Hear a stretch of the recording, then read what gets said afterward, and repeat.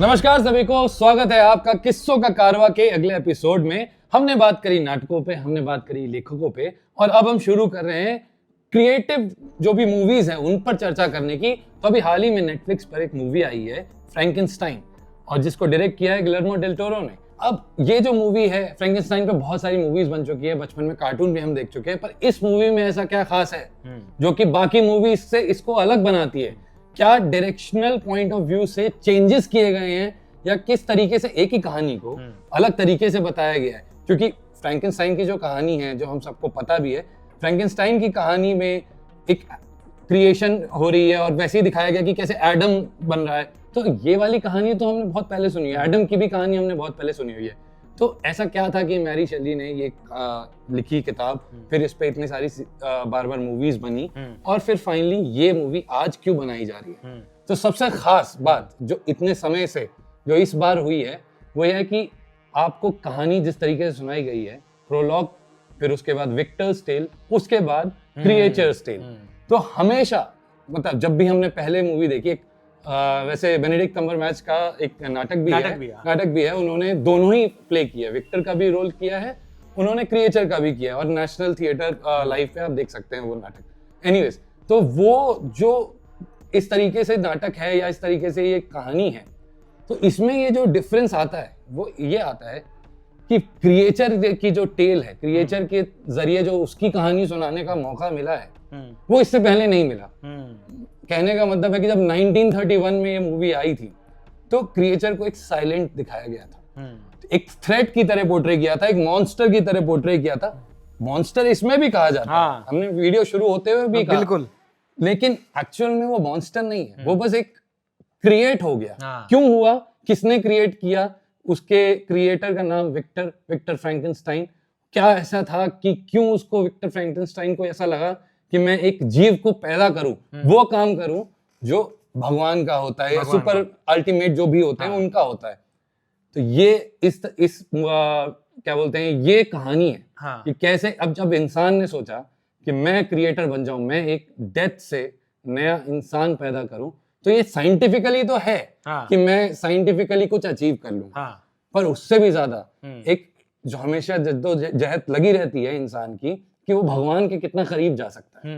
तो वो भी एक कहानी है जिसको मैरी शेली ने 18 साल की उम्र में लिखना शुरू किया था। जैसे मैं बता दूं, मैरी शेली, पीबी शेली, जो भी जानते हैं पीबी शेली को, उनकी वाइफ हैं, और पीबी शेली का उनका भी देहांत बड़ी जल्दी हो गया था। उनकी एक मतलब ऐसी याद आ गई कि उनकी एक कविता थी जो मैंने पढ़ी थी, जो किताब मतलब ode to the west wind हमारे लिटरेचर बुक में थी। तो वो उनके साथ एक हस्बैंड वाइफ ने मिलके, मतलब 1825 में आई गेस पीबी शेली की डेथ हो गई थी, और ये किताब मैरी शेली ने 1818 में लिखना शुरू कर थी, और 2 साल लग गए। उसके बाद एनोनिमसली ये रिलीज हुई थी, ऐसा भी नहीं कि ऑथर के नाम के अंडर रिलीज। जैसे आजकल इंस्टाग्राम पे चल रहा है ट्रायल रील के एनोनिमसली रिलीज कर दो, फिर देखते हैं क्या उसके बाद देखते हैं व्यूज अच्छी है कि नहीं।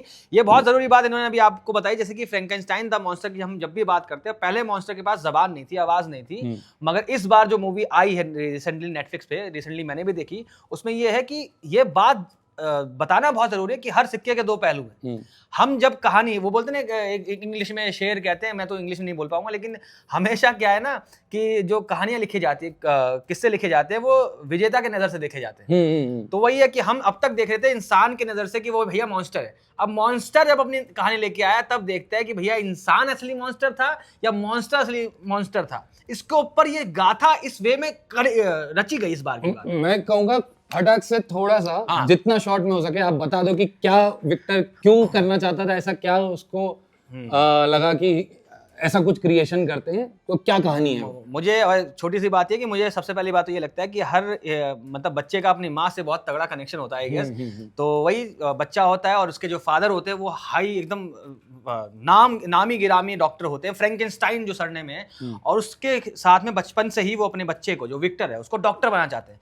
इसलिए नहीं, मतलब मुझे ऐसा परसीव हुआ था कि इसलिए नहीं कि भैया डॉक्टर से करियर अच्छा हो जाएगा, अमीर करोड़पति लोग थे वो, इसलिए कि उनके साथ उस बच्चे के साथ एक नाम जुड़ा था फ्रैंकेनस्टाइन, जो कि उसके बाप का है, जो कि विश्वविख्यात बहुत खूबसूरत और बहुत अच्छा डॉक्टर है। तो उसको बचपन से वो उसमें दिखाते हैं कि पेरेंटिंग कितनी खराब होती है, कि बच्चा सीख रहा होता है। वही बात ना कि एक जैसा आइंस्टाइन ने भी बोला था कि फिश को तुम बोलो कि भैया पेड़ पे चढ़ जाओ तो नहीं चढ़ पाएगी जिंदगी भर, उसको लगेगा कि जिंदगी भर वो बेवकूफ है। तो बच्चे को भी ना एक हम सबकी जिम्मेदारी होती है कि बच्चों को एक सही दिशा में चीजें सिखाई जाए। तो बहुत रूड रहते हैं उसके फादर, उसकी सारा कनेक्शन अपनी माँ के साथ था, उसकी माँ गुजर जाती है, वो पहली बार देखता है लाइफ में मौत, और वो भी इकलौती उस इंसान की जिससे वो बात कर सकता था।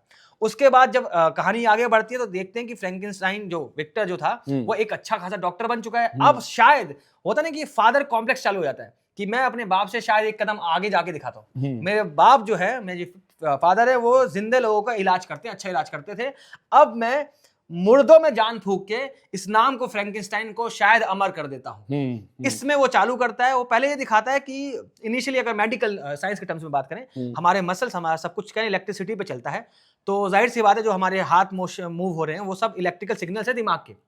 इसका मतलब अगर मैं अपने मसल्स को इलेक्ट्रिसिटी देते रहूंगा तो मसल में कॉन्ट्रैक्शन और रिलैक्सेशन होगा, जिसके वजह से कहना बॉडी हल्की सी मूव करती है। और ये होता भी है कि मौत जो मर जाते हैं उनको अगर आप बिजली के झटके देंगे तो मुंह खुल जाएगा, आंख खुल जाएगी। इसका मतलब ये नहीं कि वो जिंदा हो गए, कॉन्शियसनेस वहां से नहीं आती। तो मूवी के बीच में वो दिखाता है जब विक्टर बड़ा हो जाता है, वो दिखाता है कि देखो, सबके सामने दिखाता है कि देखो मैंने मुर्दे को जिंदा कर दिया, इलेक्ट्रिसिटी देता है, वो जो मुर्दा फेस होता है वो दिखता है चलता हुआ, मतलब मुंह खुल जाता है उसका, हाथ वाथ हिलने लग जाते हैं। मगर वहाँ पे जो बैठे जजेस होते हैं, टेक्निकल टर्म जो साइंस के विज्ञान के महारथी होते हैं, वो बोलते हैं ये बहुत बच्चों वाली चीज है, तुम मुर्दे को सही में जिंदा कर सकते हो क्या। अब वहां पर एक बंदा जो आता है मूवी में, उसमें दिखाते हैं कि एक बंदा आता है, वो उसको बोलता है यार मुझे तेरे अंदर कैलिबर दिखता है, तू जो है ना कर जाएगा। उस समय वो ये भी बात करता है, क्योंकि जिस तरीके से हम बहुत बार, खैर साइंस में ना घुसते हुए, लेकिन उस समय हमने देखा है कि कैसे साइंस और रिलीजन का बहुत चलता है। तो वो उस समय ये कहते हैं कि ये जो तुम काम करने जा रहे हो ये सही नहीं है, क्योंकि ये तुम किसके बराबरी करना चाह रहे हो, ये तुम कर ही नहीं सकते। तो उसका प्रोजेक्ट इसलिए नहीं रिजेक्ट होता है, या उसको इसलिए नहीं धुतकारते क्योंकि वो कुछ करना चाह रहा होता है, वो फेल हो जाता है, उतना परफेक्ट अटेम्प्ट नहीं होता, इसलिए धुतकारता है क्योंकि जिस चीज को वो चैलेंज करना चाह रहा होता था, जिस सुप्रीमेसी को वो चैलेंज करना चाह रहा था, वो एक्सेप्टेबल नहीं रही। हमने देखा है 1800 पूरे इतिहास में आप देखते हो कि यार जीरो, मैं अभी एक हमने वीडियो बनाई थी कि जीरो को भी लोग, यूरोपियन लोग एक्सेप्ट नहीं करते थे, कि जीरो का मतलब होता है कुछ ना होना, और यूनिवर्स में कुछ ना होने का मतलब ये कि एक ऐसी चीज एग्जिस्ट करती है जहाँ पे कुछ नहीं है, यानी कि भगवान नहीं है। इस चक्कर में जीरो एक्सेप्टेड नहीं था। तो वही बात है कि जब इंसान भगवान से टक्कर लेने जा रहा होता है तो यार आसपास के लोग डर जाते हैं कि इसके मरने के बाद तो यार हम हेल में बर्न हो जाएंगे। मतलब तंदूर वंदूर तो खैर आजकल दिल्ली में बैन है कि तंदूर में तले जाएंगे ताकि वैसा हो जाए। अरे मेरे भाई चैनल बंद हो जाएगा। तो ये बात हो रही थी। तो उसके बाद फिर एक बंदा देखता है उसको, बोलता है कि यार मैं तू बेटा तुमसे ही हो पाएगा, रामाधीर सिंह की तरह के तुम बाबू तुम कर लोगे इस बार। और उनको पैसा देता है कि तुम बनाओ प्रोजेक्ट, मैं तुम्हें सब कुछ देता हूँ। तो उसमें भी वही दिखाते हैं यार, इलेक्ट्रिसिटी से ना बहुत ज्यादा ऑब्सेशन है दुनिया को। और आई गेस मूवी में जब मैं बढ़ता हूँ आजकल, तो मैं टेस्ला के ऊपर बहुत बात कर रहा हूँ, टेस्ला कहीं ना कहीं जीवित है उस मूवी के अंदर भी। सारी चीज इलेक्ट्रिसिटी पे है कि वो बंदा ऐसा डिवाइस बनाता है कि दुनिया सबसे ज्यादा, हम उस समय 1800-1900 की जब भी बात चल रही होगी उस समय सबसे ज्यादा पावरफुल क्या है, बिजली जो आसमान से कड़क रही है। उस बिजली को मैं इसके अंदर डालूंगा एक मृत शरीर के अंदर। उस सारे क्या, उस समय एक और चीज बहुत अच्छी दिखाई है, इंसानों को नीलाम होते हुए दिखाया है। वो आप उस पर बताइए कि अभी आगे बढ़ते तो यहां तक आप समझ गए कि एक इंसान का प्रोजेक्ट था कि मैं मुर्दे को जिंदा कर दूंगा ताकि अपने बाप से आगे निकल जाऊं। टेक्निकल टर्म्स में शायद फ्रैंकेनस्टाइन वो आइंस्टाइन बनना चाह रहा होगा आई गेस। उसके बाद वो, अभी यहाँ रुकते हैं, आप ये सेक्टर समझाइए कि इंसानों की नीलामी से क्या दिखाना चाह रहा है वो मूवी। उस समय मतलब इंसानों की नीलामी खैर इस तरीके से दिखाई गई है उस चीज को, रादर देन इंसानों का जो भी, क्योंकि पहले जब भी फांसी वगैरह दी जाती थी तो चौराहे पे दी जाती थी, और तो उसका एक टर्म था मैं भूल रहा हूँ, तो वो जो चीज हो रही है तो ऐसे फांसियां दी जा रही है। अब क्योंकि तब तक ये फिगर आउट नहीं कर पा रहा था कि कैसे मैं किस तरीके से क्या बोलते हैं एनर्जी दूं या इलेक्ट्रिसिटी जाए ताकि उस तरीके से बॉडी मूव करे। एक बहुत अच्छा सीन वो भी दिखाता है कि जब इस हैंड मसल्स, क्योंकि एक दिन मैं व्योम से डिस्कस कर रहा था तो उसने बताया सबसे ज्यादा मसल जो है ना यहाँ इस पूरे एरिया में, अगर आप देखो छोटे से भी उससे ये उठ जाता है, और वो वही दिखाया गया, ये उठा। तो वो वाले सीन से होते होते वो फिगर आउट कर रहा होता है कि कैसे मैं एक इंसान बनाना चाहूँ। तो अब जब वो सूलियां हो रही हैं तो विक्टर एक एक को करता है, और विक्टर का जो कैरेक्टर है, विक्टर का कैरेक्टर बहुत ही एक एरोगेंट क्रूअल सा दिखाया गया, क्योंकि उसको वही मिला है जीवन में। बिल्कुल जो आपको मिलता है आप वैसे ही हो जाता है, क्योंकि जो प्रेम भाव उसको मिल सकता था जो प्रेम भाव उसके जीवन में आ सकता था वो उससे छीन लिया गया, उसकी माँ की डेथ हो गई, तो वो स्नेह कभी नहीं पा पाया। हाँ।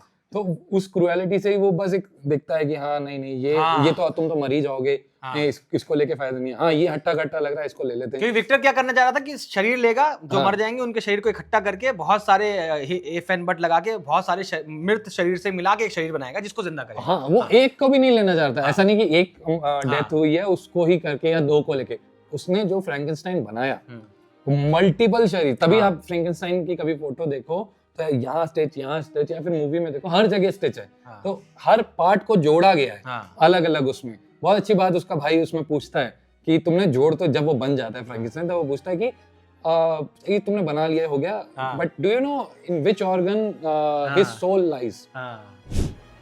Did you ever ask yourself, of all the parts that make that man, which one holds the soul?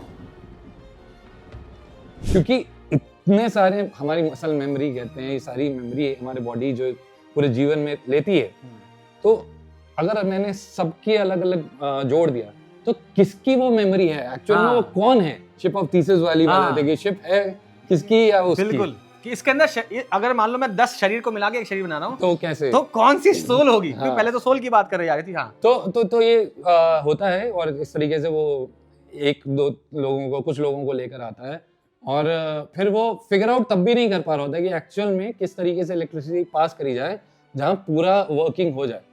तो वो मूवी में जैसे दिखाया गया, जैसे हम नहाते वक्त सोच पाते हैं, तो मूवी से बाथटब में नहा रहा होता है, सोच रहा होता है, और फिर बोलता है सारे क्रिएटिव ख्याल पता नहीं टट्टी में अरे वॉशरूम में ऐसा ख्याल आ जाता है उसको, वो लेटा होता है तो वो कहता है कि वो आईने में देखते हैं कि ये जो हमारा यहाँ का सिमेट्री है ना बैक का, तो वो सिमेट्री का खेल है सारा। तब उसको गुत्थी मिल जाती है, और फिर वो बोलता भी है कि जब वॉर से लोगों को उठाया जाता है जो मर गया, और वो कहता है कि मिडल वालों को निकालो क्योंकि ताकि वो उनके टिश्यूज अभी फ्रेश होंगे, फटे नहीं होंगे, और ऊपर वाले जो निकालने वो मैं मार्क कर रहा हूँ। तो उसमें वो इतना क्या सीन है वहाँ। हाँ, तो वो उस तरीके से लेके जाता है, और उसकी डिमांड एक ही होती है कि वो बंदा चाहिए मुझे जिसकी बैक बहुत बड़ी हो, मतलब लार्ज टॉर्सो वाला इंसान चाहिए। तभी आप फ्रैंकेनस्टाइन जब डेवलप हो जाता है, बन जाता है, तो वो इतना लंबा होता है और उसकी टॉर्सो बहुत बड़ी होती है, मतलब उसका बैक, जो कि वहीं से वो बोलता है कि ये जो कनेक्टिंग है ना हमारा, यहाँ से हमारी सिमेट्री आ रही है और यहीं से सारा बॉडी में फ्लो हो रही है। एनीवेज, ये विक्टर की एक टेल चलती रहती है, क्योंकि शुरू में जैसे मूवी में भी कि वो शुरू ही ऐसा होता है कि बैंक के साथ कैसे विक्टर भाग रहा है और फ्रैंकेनस्टाइन उसको क्रिएचर उसको ढूंढ रहा है, तो ऐसे भागे जा रहा है, और फिर एक बोट वाला कैप्टन पूछता है ये क्या है, तो वो कैप्टन को कहानी सुना रहे होते हैं, तो विक्टर की होगी। फिर आ जाता है क्रिएचर।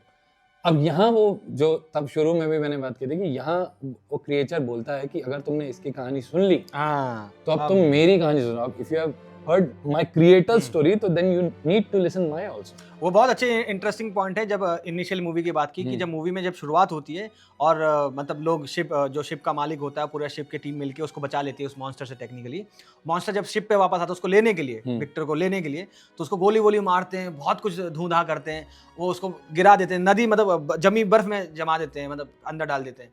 तो वो बोलता है, मतलब कैप्टन का, शिप का कैप्टन जाके बोलता है कि वो मर गया है, तो विक्टर बोलता है वो मर नहीं सकता।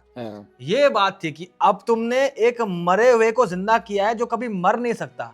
मृत्यु एक अभिशाप लगती है दुनिया को, लेकिन उस मूवी को देखने के बाद मिलेगा कि मृत्यु जो है ना वो वरदान है कि एक दिन तो आएगी, क्योंकि वो मॉन्स्टर बार बार यही बोल रहा है कि यार मुझे तो आजाद कर दे, मैं जन्म जन्मांतर तक ऐसा हो गया। Come back and kill many more, all of you, if necessary, unless you deliver me to me.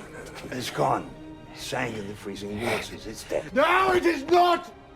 It cannot die. I've tried to destroy it. और वो अपनी कहानी में यही शुरू करता है कि यार मैंने तुमसे कहानी सुनाते वक्त सबसे पहली बात जो वो उससे कहता है कि यार मुझे या तो तुम कंपेनियन बना दो मेरे लिए, ताकि मैं किसी के साथ तो जी पाऊं। खैर विक्टर की कहानी यहाँ खत्म होती है, तब विक्टर को लगता है कि यार मैंने ये बना तो दिया, और तो जिस आदमी ने विक्टर को ये पैसे दिए थे कि मैं फंड करूंगा वगैरह, वो भी किसी बीमारी से मर रहा होता है। तो वो एंड में जब होने वाला होता है विक्टर पे, वो सॉरी क्रिएचर पे इलेक्ट्रिसिटी पास होने वाली है, वो दिन आ चुका है, तब वो बोलता है कि अब मैं तुमसे जो मुझे मांगना था वो मैं आज मांगता हूँ। तो वो आज मांगता है उससे कि मैं मरने वाला हूँ, मुझे वो शरीर दे दो, क्योंकि मुझे शरीर चाहिए उस। और यहाँ पे वो मूवी का वो एंगल भी दिखाता है कि कैसे जो मरने वाला है वो तो जीवन मांग रहा है, हाँ और बाद में वाह। जो मर नहीं सकता हाँ वो मौत मांग रहा है। ये बात है ना, वो हम महाभारत एक ऐसी चीजें हैं जिसमें गाथा निकल के आती है, सब चीज समझा देती है वो जिंदगी के बारे में। उसमें बहुत इंटरेस्टिंग किरदार है, हम नाटक करते थे ना अश्वत्थामा। अश्वत्थामा, और उसमें आता भी कि अश्वत्थामा का वरदान ही उसका अभिशाप है हाँ। कि तुम नहीं मर सकते, ये अभिशाप है। और वो देखो कि इसी टेल में कितनी हमारे महाभारत में सारी टेल्स के संगम आ जाता है, और वहां पे एक छोटे से पार्ट में दिख रहा है कि यही बात वहां पे हो रही है। बिल्कुल। उसका वरदान अभिशाप बन चुका है। और उसके साथ यही होता है कि तो विक्टर को लगता है, क्योंकि विक्टर को बस एक ही चीज की चिढ़ होती है, जब फ्रैंकेनस्टाइन बन जाता है तो विक्टर देखता है कि ये पॉसिबल हो गया, मैंने कुछ तो क्रिएट कर लिया जो मैं हमेशा से क्रिएट करना चाहता था, मैं उसको अब इंटेलेक्चुअल बनाऊंगा, मैं उसको सिखाऊंगा सब कुछ। पर वो सिर्फ विक्टर के अलावा कुछ नहीं बोलता, एक नवजात शिशु की तरह वो बस विक्टर विक्टर बोलता रहता है। जैसे नवजात शिशु माँ या बाप बोलता है, वो विक्टर बोलता है। तो वो बोलता है अगर एक भी वर्ड तुमने कुछ और बोल दिया, जब वो उसको फाइनली जलाने जाना था, अगर उस बीच में विक्टर का भाई विलियम है, उसकी फियोंसे है विलियम की एलिजाबेथ, वो भी मिलने आती है, तो वहां फिर दिखाया जाता है कि विक्टर तो उस पे वही जुल्म कर रहा है जो उसके पिता ने किया था, क्योंकि वही पेरेंटिंग का असर है। और इसमें गलती मुझे लगता है विक्टर की नहीं है भाई, क्योंकि उसने जीवन में वही तरीका वही सीखा। देखा, बिल्कुल। उसको लगा कि कुछ भी चीज सिखाने का मतलब है कि डंडी से मारो, और वही डंडी से मारता है उसको। पर एलिजाबेथ वही चीज बहुत प्यार से उससे बात करती है, सिखाती है, तो वो एक बार में एलिजाबेथ बोल देता है। और कहाँ विक्टर का क्या इतना बोलने पर भी वो कुछ नहीं बोल पाता। और एंड में मतलब जब वो जलाने जा रहा होता है तो बोलता है अगर तुमने एक शब्द और बोल दिया ना तो मैं तुम्हारी जिंदगी दे दूंगा। विक्टर बोल के जाता है, वो बोल भी देता है एलिजाबेथ, तब भी विक्टर नहीं होता, क्योंकि विक्टर अब वो गिव अप ही कर चुका था कि मेरे को चाहिए ही नहीं। पर जैसे ही Say one word more, anything. Make me save you.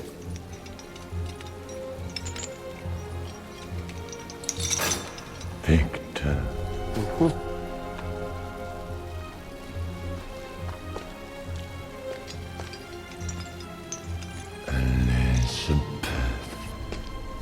वो बाहर निकल रहा था, जो सिनेमैटिकली दिखा कि वो सब जला के बाहर निकल रहा होता है, और जब वो बाहर निकल रहा है और तब उसको वो जो गुहार विक्टर की आ रही है क्रिएचर की तरफ से, तब उसको लग रहा है कि मुझे बचा लेना चाहिए। वो वापस मुड़ता है पर बहुत देर हो चुकी होती है, और उस देर में विक्टर भी एक अपनी टांग खो देता है।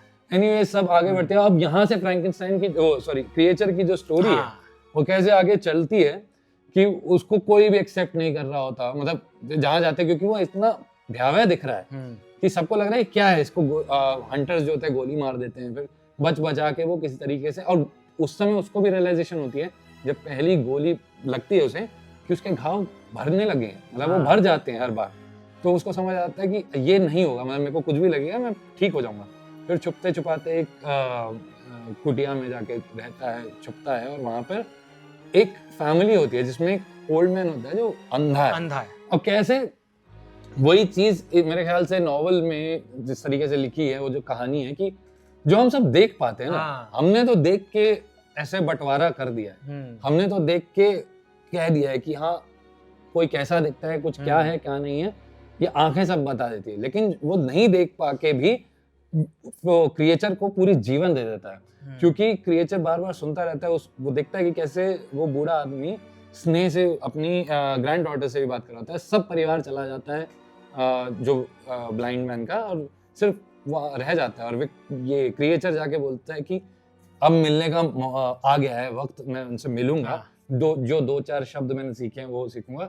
अब इसमें ये बोलना चाहूंगा, सोच के देखिए वो जो विक्टर उसको मारता रहता है वो एक शब्द नहीं बोलता।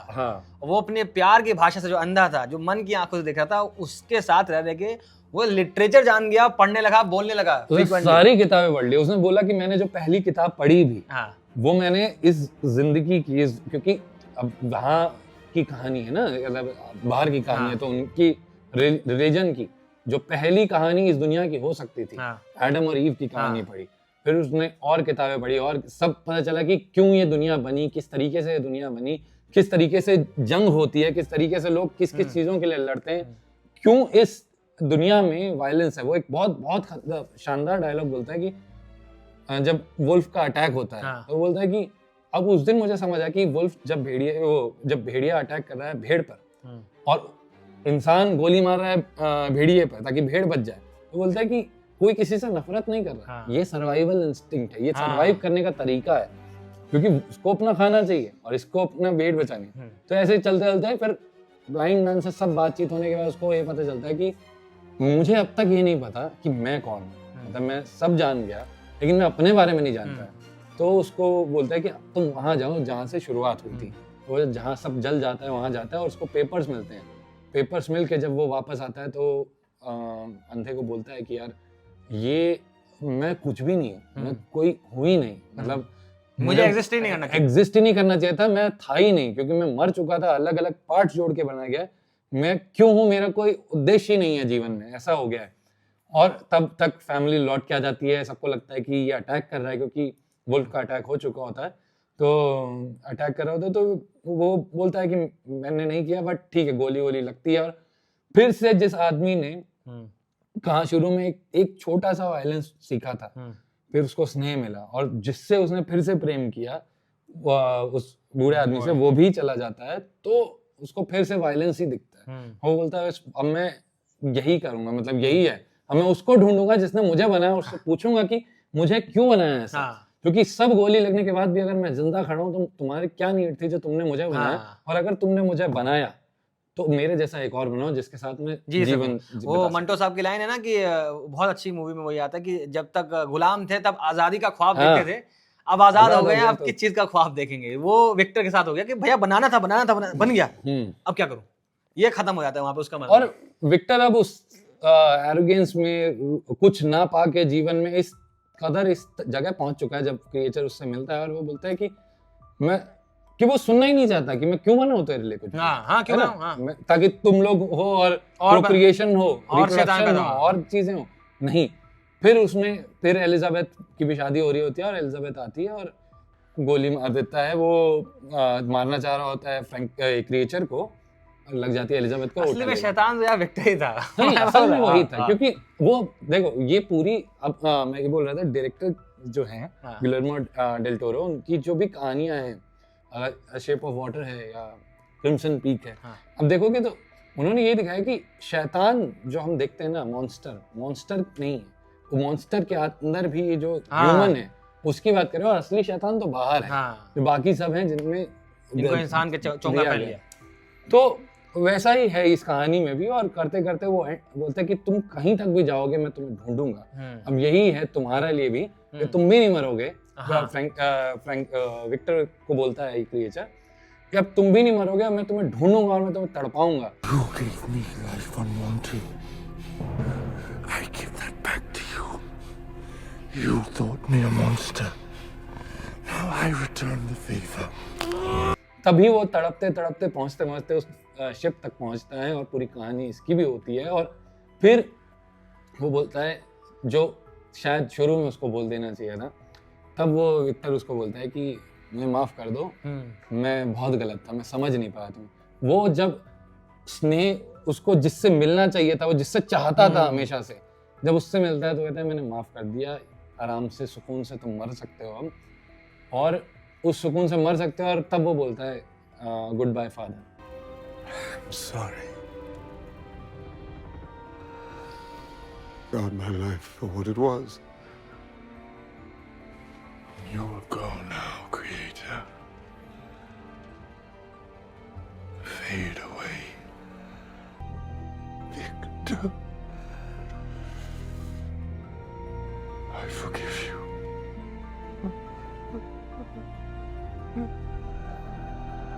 तो तब वो जो एक्चुअल में उसने उसको क्रिएट किया था ना, तो वो उसको तो अपने फादर की तरह ही देखता था, बट विक्टर देखता था अपने फादर की नजर से, और उसको एक ही तरीका पता था कि ये छड़ी से ही सब कुछ ठीक होगा।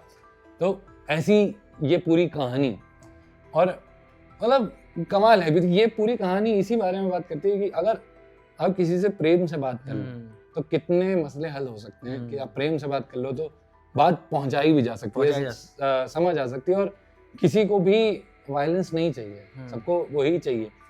और कैसे जो पेरेंटिंग नहीं हो पाई उसका असर पूरी जीवन में रहता है, क्योंकि हम आज जो भी हैं, जो भी वीडियो देख रहे हैं, जो भी हम बना रहे हैं, जो भी इस संसार में है, वो कहीं ना कहीं जिस तरीके से वो बात Behave करते हैं। बिहेव कर रहे हैं, वो सब उनकी मेरी बचपन अम्मी के हमेशा ना। कहती है कि किसी बच्चे पे सबसे ज्यादा इम्पैक्ट जो पड़ता है उसकी माँ का पड़ता है और उसके बाद बाप का पड़ता है। तो वही ना कि जैसे उसमें भी दिखाया कि माँ से अलग कनेक्शन आ जाता है और बहुत जरूरी है कि एक सही टीचिंग मिलते रहे और माँ बाप उस टीचिंग में ये ध्यान रखे कि तुम अगर कोई किसी बच्चे को लेके आते हो इस संसार में तो तुम्हारी जिम्मेदारी ये बनती है कि उसके साथ बिहेव अच्छा करो, क्योंकि आगे चल के वो भी बाप माँ बनेगा तो वो ऐसा ना देख ले। क्योंकि सोसाइटी में होता है कि कई मैंने बहुत जब गहराई से देखता हूँ, कई लोग बहुत वायलेंट होते हैं, गाली गलौज करते हैं, मारते पीटते हैं, क्योंकि कहीं ना कहीं उन्होंने अपने परिवार में देखा होता है कि यार जैसे पहले चलता था कि हाँ ठीक है, वायलेंस जो घर पे उन्होंने देखा वही कैरी फॉरवर्ड वो अपने उस पे कर रहे होते हैं। रिसेंटली हमने एक नाटक भी देखा जिसमें लड़कियों के ऊपर- जनरेशनल हाँ, ट्रॉमा होता जो है वो